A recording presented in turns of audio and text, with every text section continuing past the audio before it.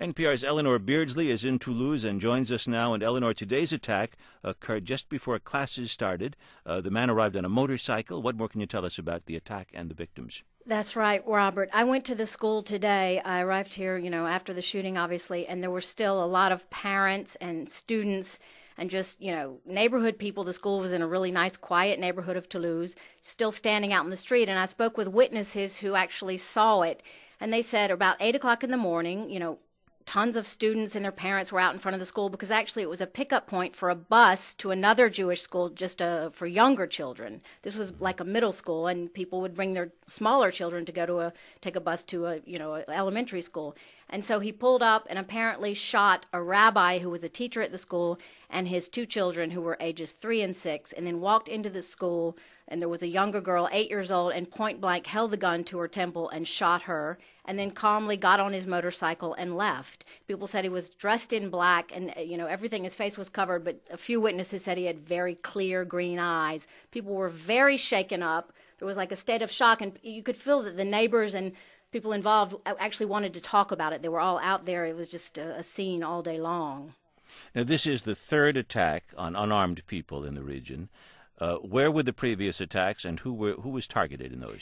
That's right. We've been hearing about those, and those were kind of strange because, paratroopers outside of military bases were attacked, again, by a guy on a motorcycle who pulled up all in black, and it obviously knew who he was going to go after because one report says he pushed an old man out of the way to shoot a guy, and there was a couple guys getting money out of an ATM machine outside of the base.